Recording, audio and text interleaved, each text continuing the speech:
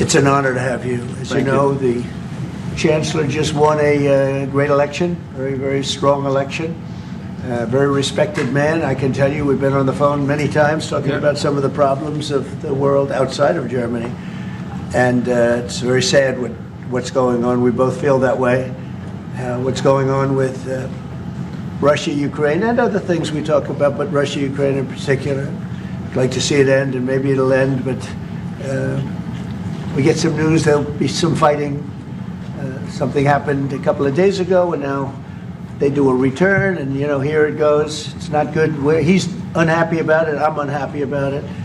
But I think eventually we're going to be successful in stopping the bloodshed. It's pure bloodshed. 5,000-6,000 young soldiers a week are being killed. You know that those numbers. Yeah, we know the numbers. They're staggering. They're staggering numbers. But Chancellor, I just want to congratulate you, and I want to welcome you to the Oval Office. Thank you. It's an Oval Office that's in very good shape. We like fixing things up and having them tippy-top like they have in Germany. Yeah. They do that in Germany very much, and we do it here. We're having a very good run. I also had a great election, a great win, won everything. Won the popular vote, all 7 swing states, which is a big deal. Yeah. It's pretty unusual to do that. And we have a great mandate from the people, and part of our mandate is we're going to have a great relationship with your country. So I just want to thank you very much for being here, and if you'd like to say a few words. Absolutely. So, thank you, first of all, Mr. President, for your kind invitation to come to Washington, D.C. I was in this building first time ever in 1982. I told you, when former President Ronald Reagan was in office. So I'm very happy to be here again and to offer our close cooperation with the United States of America. Yeah. We are having so much in common, our history. We owe the Americans a lot. We will never forget about that. And so with your German provenance, I think this is a very good basis for close cooperation between America and Germany. So again, thank you. Thank you for the hospitality, and thank you for having your guest house for a night. This is a great place. Great place. Many thanks for that. I really enjoyed it. Thank you. It's a wonderful place. It's a landmark also. And Blair House, it's a nice place to stay. Yeah. Good. Thank you very much for saying that. Would you have any questions, please? Mr. President, on your new travel ban, why now? And if the Boulder attack was part of your reasoning, why not include Egypt on that list where the suspect is from? Well, because Egypt has been a country that we deal with very closely. They have things under control. The countries that we have don't have things under control. And why now? I can say that it can't come soon enough, frankly. We want to keep bad people out of our country. The Biden administration allowed some horrendous people, and we're getting them out one by one, and we're not stopping until we get them out. We have thousands of murderers. I even hate to say this in front of the Chancellor. Of course, you have a little problem, too, with some of the people that were allowed into your country. It's not your fault. It's not your fault. It shouldn't have happened. I told her it shouldn't have happened, what she did. But you have your own difficulty with that, and we do, and we're moving them out, and we're moving them out very strongly. But it can't come fast enough. We want to get them out. We want to get them out now. We don't want to have other bad people coming into our country. But using the word bad, I'm being nice. Okay, the Democrat says it's a distraction. You put out on Truth Social a post regarding your conversation with President Xi. Right. Can you talk about whether or not you feel that trade talks, trade relations are back on track after appearing to be a little bit off track last week? A little bit off track. It was only the complexity. It's pretty complex stuff. We had a very good conversation with President Xi a little while ago, just before your arrival. In fact, we just hung up, and they said, "You're here." I said, "That's pretty good." Two great leaders of the world in a very short period of time. We had a very good talk, and we've straightened out any complexity. It's very complex stuff, and we straightened it out. The agreement was we're going to have Scott and Howard and Jameson will be going and meeting with their top people and continue it forward. But no, I think we have everything. I think we're in very good shape with China and the trade deal. We have a deal with China, as you know, but we were straightening out some of the points having to do mostly with rare earth, magnets, and some other things. Those reduced trade tariff rates, they remain in effect? Yeah, we have the deal. I mean, we've had a deal. We announced the deal, and we'll be. I guess you could say, I wouldn't even say finalizing it up, Scott. I would say we have a deal, and we're going to just make sure that everybody understands what the deal is. Okay? We had a really good conversation. By the way, he invited me to China, and I invited him here. We've both accepted. So I'll be going there with the First Lady at a certain point, and he'll be coming here, hopefully, with the First Lady of China. Mr. President, what do you expect from Germany? Go ahead, please. Did you talk about the Chinese students? Are you allowing them to come to the US? Chinese students are coming. No problem.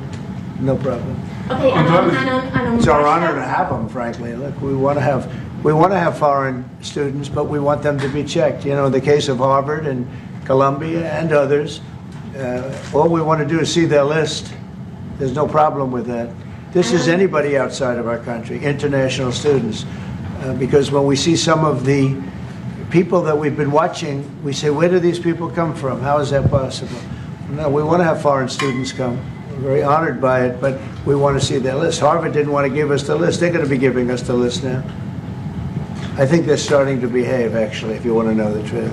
Okay, and on Ukraine? Yeah, please. On Russia, are you willing to put more pressure on Putin to end the war by imposing new sanctions on Russia and also on China? Well, remember, I'm the one that ended Nord Stream 2, going to a place called Germany, come to think of it. I'm sorry I did that. I don't know.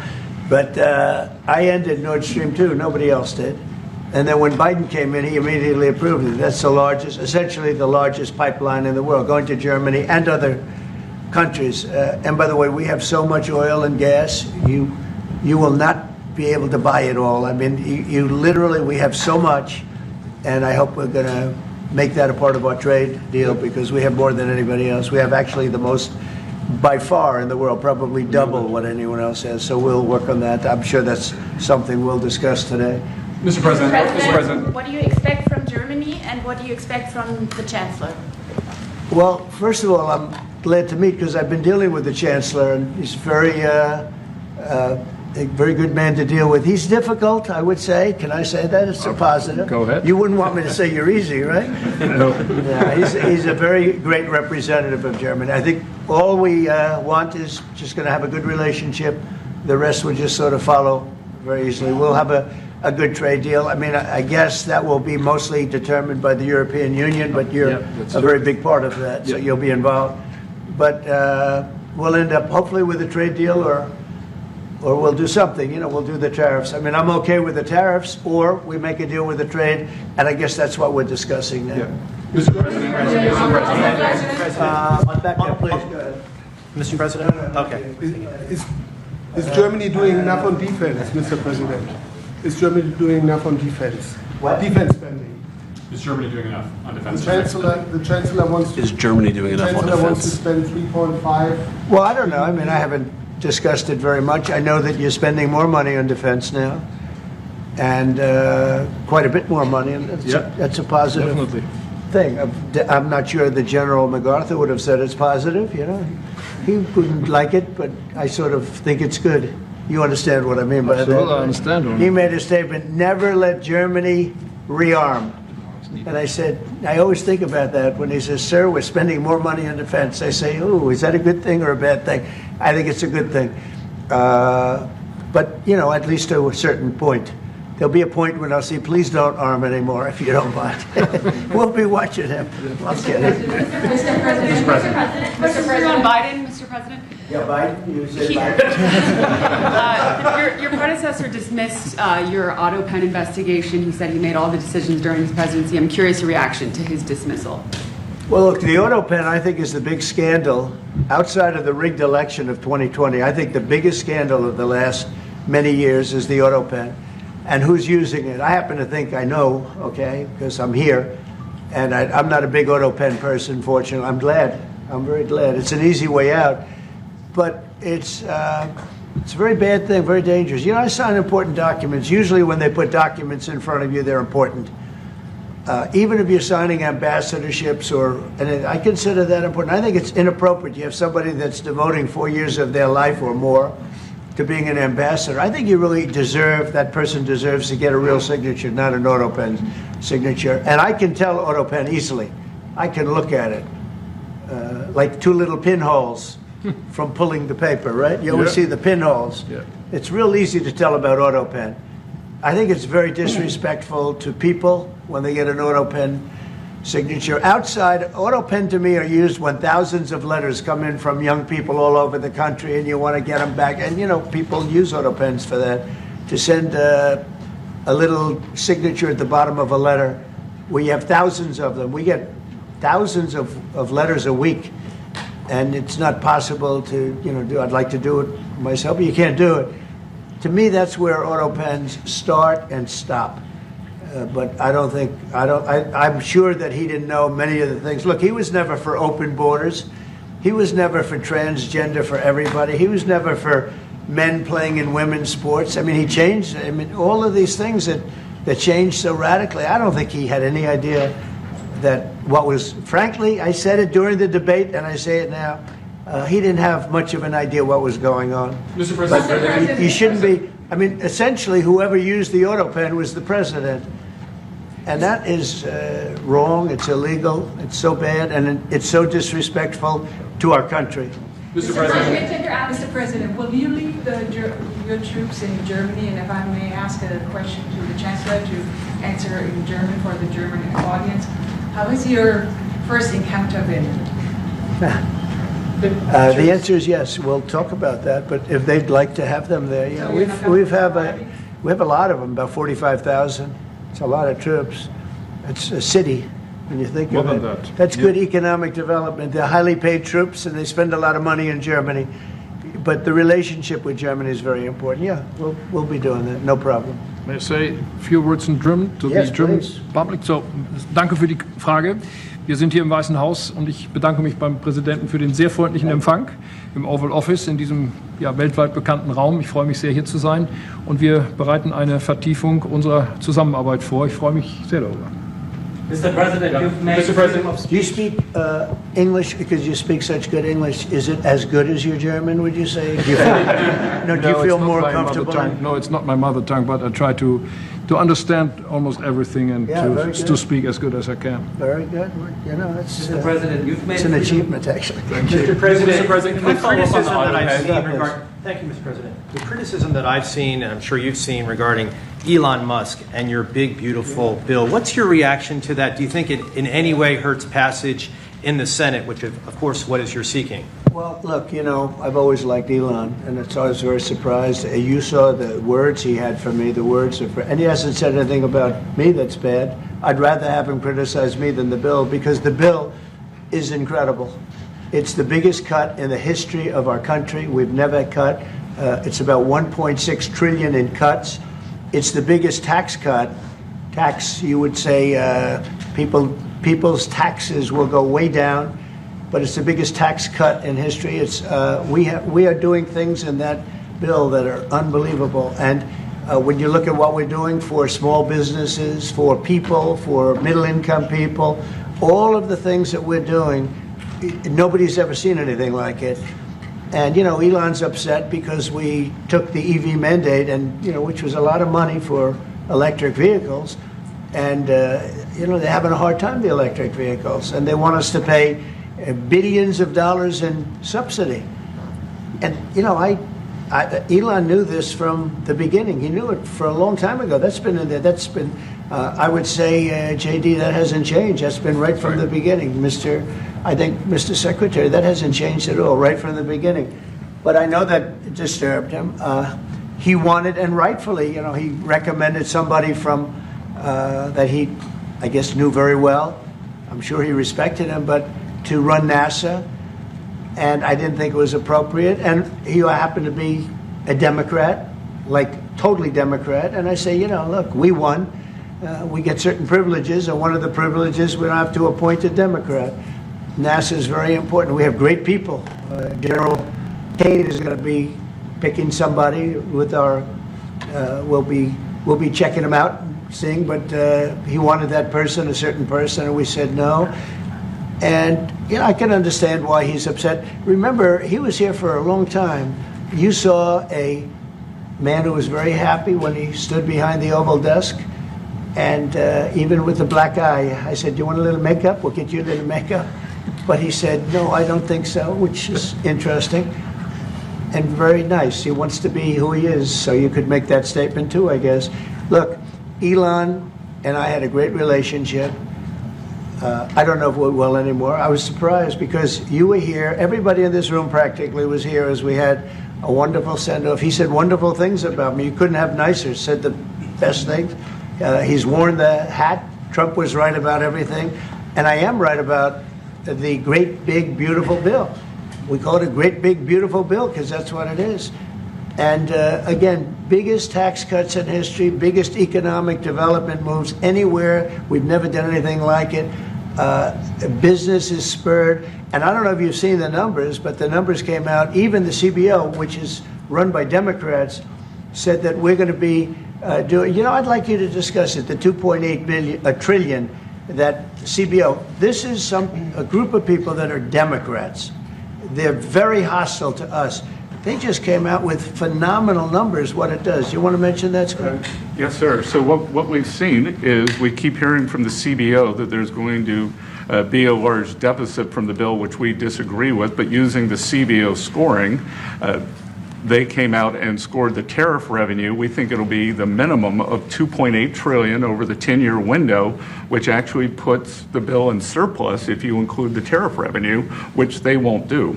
It gives you a tremendous surplus, but we're not allowed to use that. For some reason, they say scoring. Nobody knows what scoring means. Maybe a couple of people, but nobody. Somebody sits in the background. They say, well, we're not going to allow that.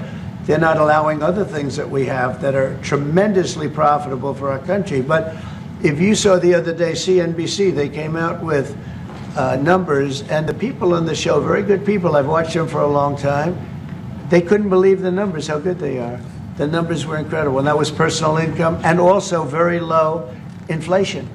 We have very low inflation. We're down to 2% now, and maybe even lower than that. And when I took it over, it was a mess. Remember, we had the worst inflation probably in the history of our country. They say 48 years, but let's say I think it's worse than that.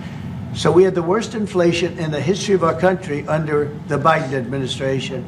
Now we're down to a beautiful number, 2%.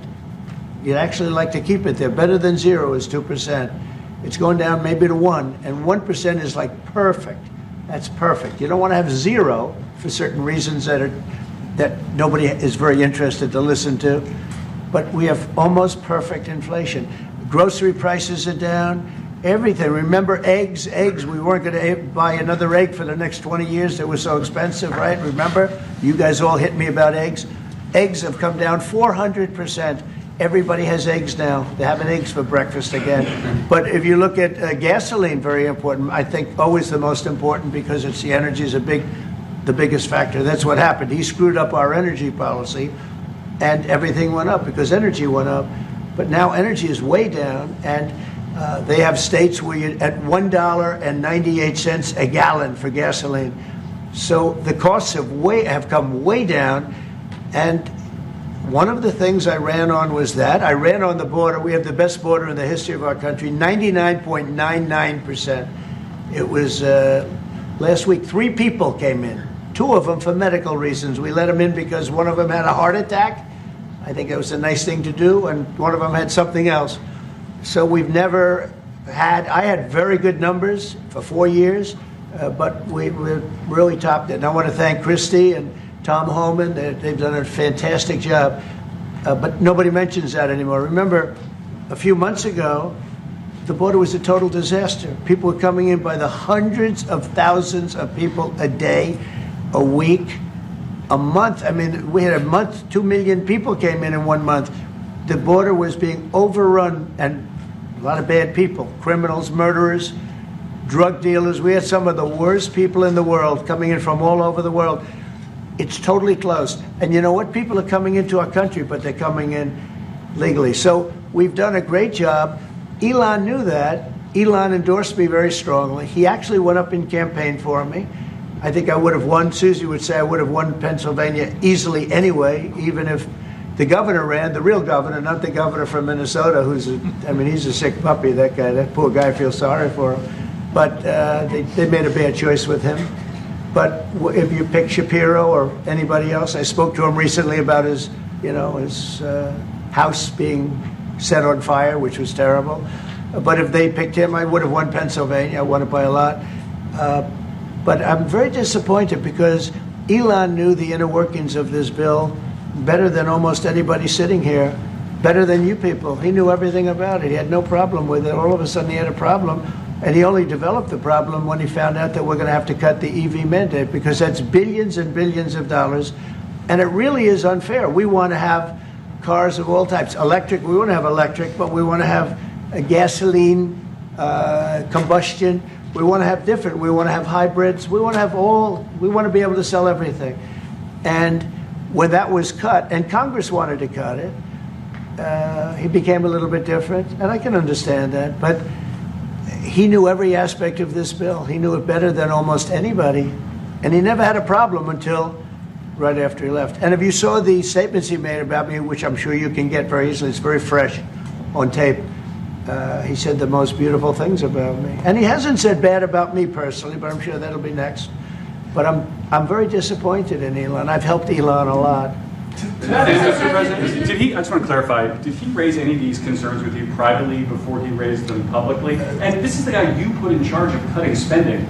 Should people not take him seriously about spending now? Are you saying this is all sour grapes? No, he worked hard and he did a good job. And I'll be honest, I think he misses the place. I think he got out there and all of a sudden he wasn't in this beautiful Oval Office, and he's got nice offices too. But there's something about this one. I was telling the Chancellor, this is where it is. People come in here, even from Germany. They come in and they walk into the Oval Office, and it's just a special place. It's, World War I, it started and it ended here, and World War II, and so many other things. Everything big comes right from this beautiful space. It's now much more beautiful than it was 6 months ago. A lot of good things are happening in this room. And I'll tell you, he's not the first. People leave my administration and they love us. And then at some point they miss it so badly, and some of them embrace it and some of them actually become hostile. I don't know what it is. It's sort of Trump derangement syndrome, I guess they call it, but we have it with others too. They leave and they wake up in the morning and the glamour's gone, the whole world is different, and they become hostile. I don't know what it is. Someday you'll write a book about it and you'll let us know. Yeah. Mr. President, speaking of ending wars in this room, you were very critical of Vladimir Putin a couple of days ago. What kind of play is he playing from your perspective? What are his... Well, look, he got hit. He's been doing hitting, so I understand it. But he got hit hard, and I don't think he's playing games. I think I've always said he wanted the whole thing. I thought he wanted the entire, everything having to do with Ukraine. That's something that would have never happened if I were president. The election was rigged. I didn't get to be president, but I got to be president now. And I think it's a much more important presidency, other than a couple of things like that. The war would have never happened. The war with Ukraine, with Putin, would have never happened, ever, not even a chance. And it didn't happen for 4 years. And it wasn't thought of. I used to talk to him about Ukraine a lot. It was the apple of his eye, but he would have never done what he did. And I think mistakes were made by him, but I think mistakes were made by other people. The president should have never allowed that war. Biden should have never allowed that war to happen. If you had the right guy in here, that war would have never happened. Israel would have never happened with Hamas. That would have never happened. The attack on Israel would have never happened because Iran was broke. They had no money. They had no money to give to Hamas or Hezbollah or anybody else. And all of that would have never happened. Inflation wouldn't have happened. It was caused mostly by energy. And the Biden administration messed up my great energy policy. We were down into the 190 a gallon, and it would have never happened. It was caused by energy and their bad spending on the Green New Scam and other things that they spent on. But all of those things would have never happened. But maybe most importantly, the war, Chancellor, with Russia would never have happened with Ukraine. It was something that would have, I dealt with Putin a lot. There was no chance, zero, And you know, a lot of people say, how do you know? For 4 years it didn't happen. There was never a chance of it happening. And he understood the consequences. Now, it's a shame. I mean, when you see all of those people, they came out with a report today that millions of people have died, much more than people thought. And I've been saying that for a long time. The amount of death in that war is far greater than the news has been reporting, or than, frankly, that either side has been reporting. It's a very sad thing.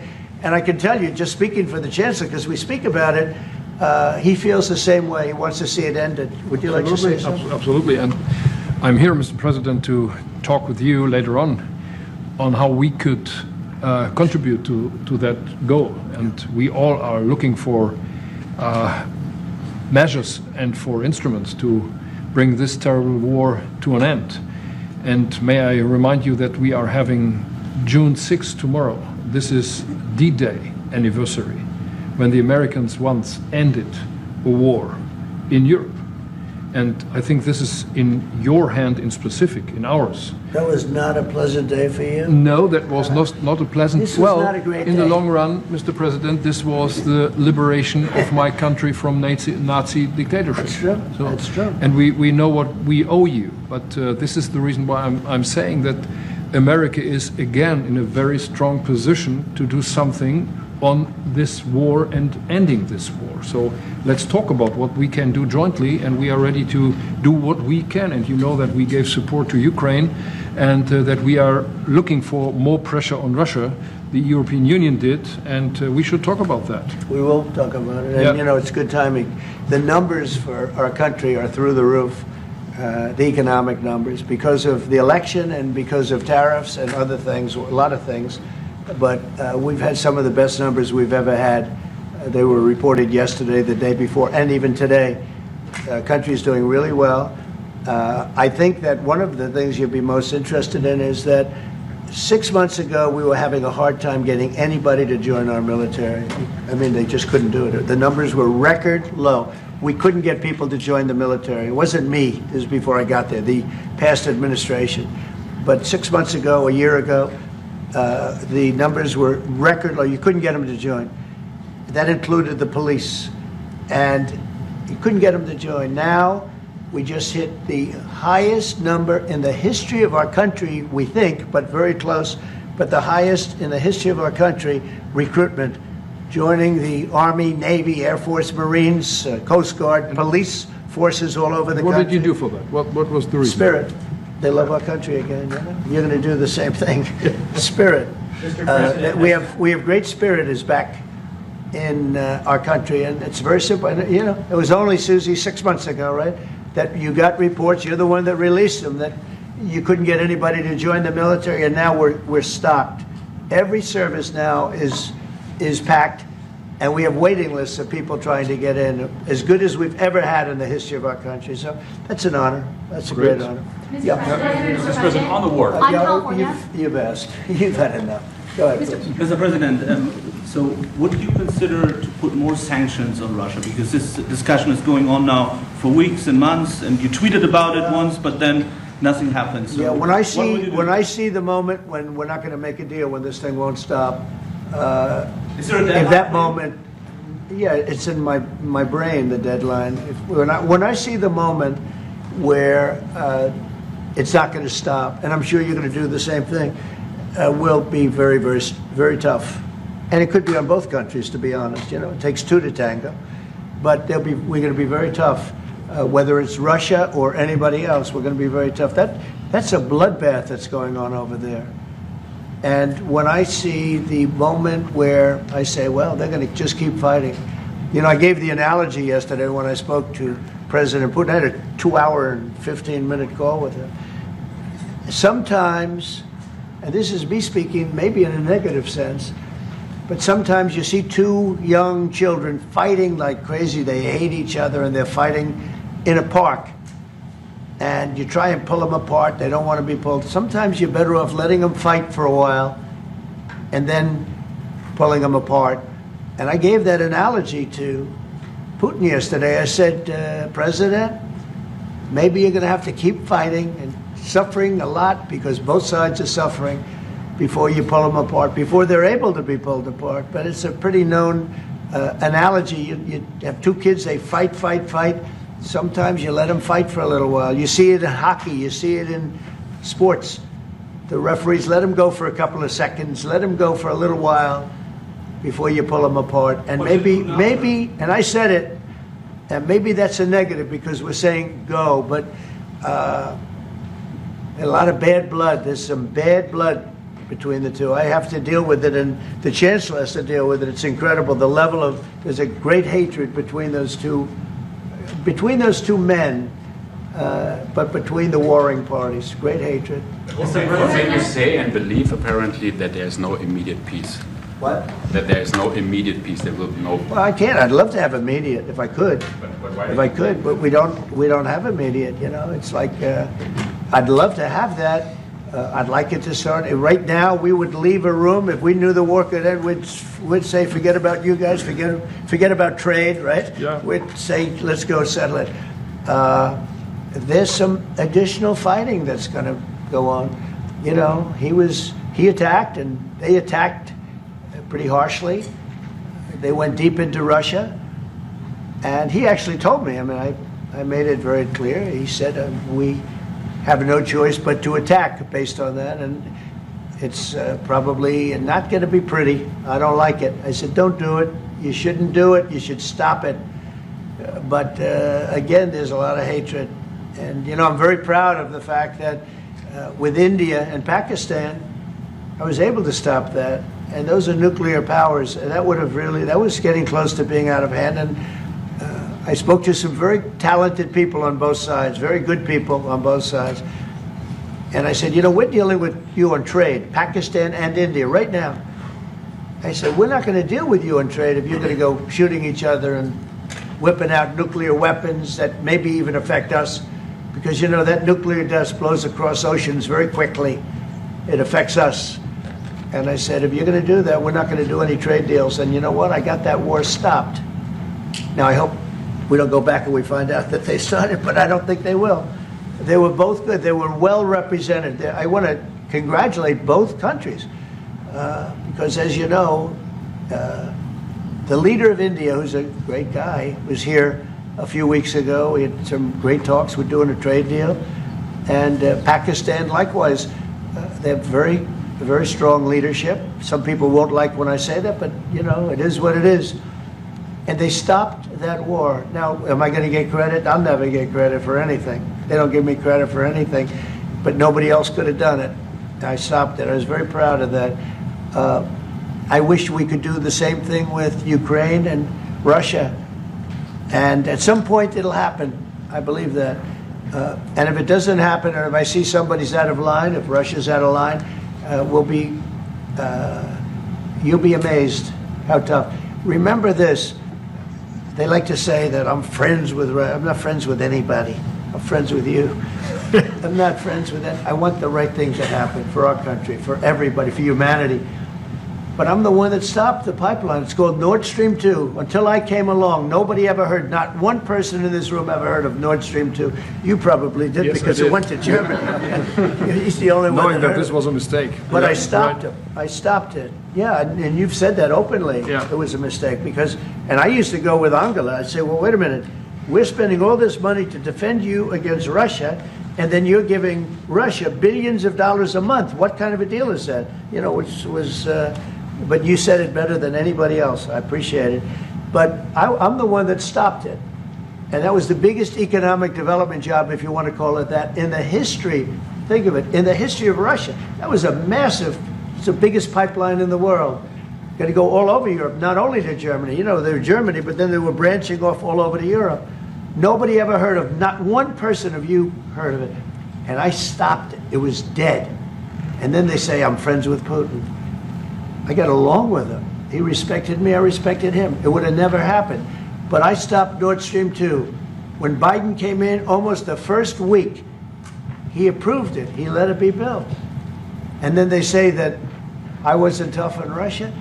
Putin said to me, you know, you're not tough on Russia. You stopped the biggest, most important job we've ever done. You stopped it. And Biden came in and he let it be built. And I'll tell you what, I'll never forget the day I had it totally stopped. They weren't building. They gave up on it. They weren't able to. And then Biden came in and he let them build. I couldn't believe it. Okay, one or two questions more, please. Any questions? Any question for the Chancellor? Continue. Go ahead for the Chancellor. That would be one. I like his answers much better. Would you continue to support Ukraine? Yeah, I'm with Ukraine. We just signed a big deal on rare earth with Ukraine, and we want to. I want to. You know what? I'm for stopping killing. Really, that's what I'm for. Again, a war that would have never started, should have never started. I want to see the killing stop. We spent $350 billion, much more than Europe, but Europe spent a lot also. And they spent way over $100 billion. Yeah. So you're talking about close to $500 billion went into that whole thing. And it's not even the money, and I know with you too, it's a lot of money, but it's the death that's being caused. We went to the Middle East. I went last week to the Middle East. We took in $5.1 trillion. That's many, many times. That's 30, 40 times, 50 times more than what we're talking about. It's think of that, $5.1 trillion of investment with one trip that lasted 4 days. So it's not the money. It's a little the money, but not the money, the big thing. The big thing is the death. The death of, and really the decimation. You've lost a whole culture. You know, Ukraine had the most beautiful turrets. They call them turrets, the little towers, beautiful towers, the most beautiful in the world. They're all now laying on their side, blown to smithereens. It'll never happen again. They've taken away the culture of a country. They've taken away the heritage of a country. It's a terrible thing. But most importantly, again, is the death. 5,000 plus people a week, soldiers, are being killed. He doesn't want that, and I don't want that. One more. Yeah, please. Thank you. Mr. President, do you support the Graham bill on putting high tariffs on China? I haven't looked at it, but they'll be guided by me.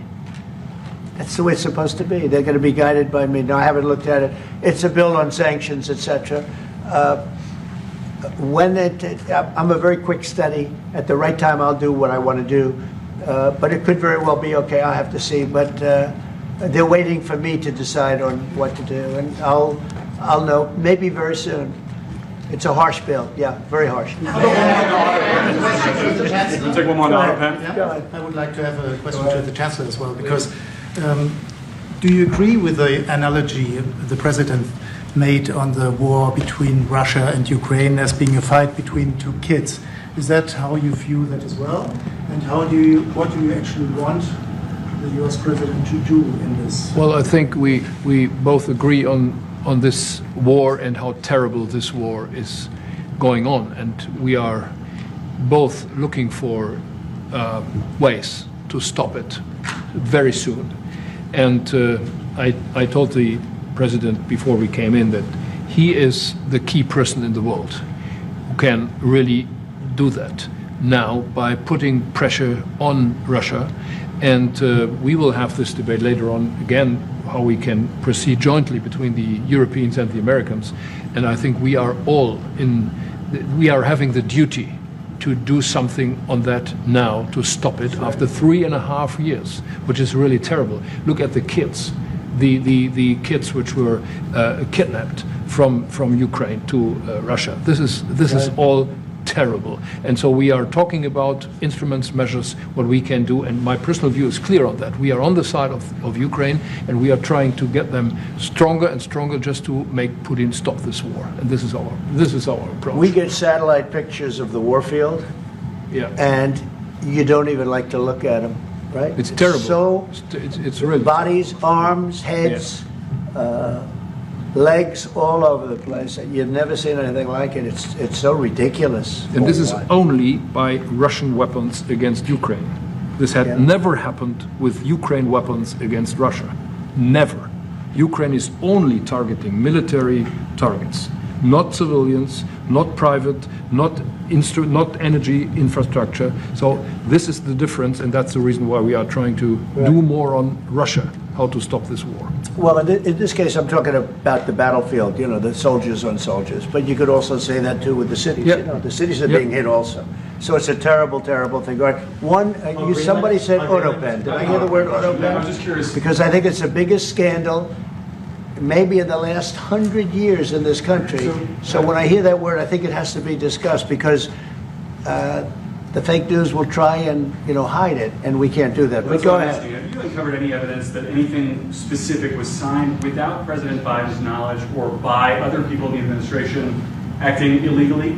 Well, I don't think Biden would know whether or not he signed it. I'm asking if you've uncovered any evidence. No, but I've uncovered, the human mind. I was in a debate with the human mind, and I didn't think he knew what the hell he was doing. So, it's just one of those things, one of those problems. We can't ever allow that to happen to our country. The danger our country was in, and I know some of the people that worked with him, radical left, horrible people.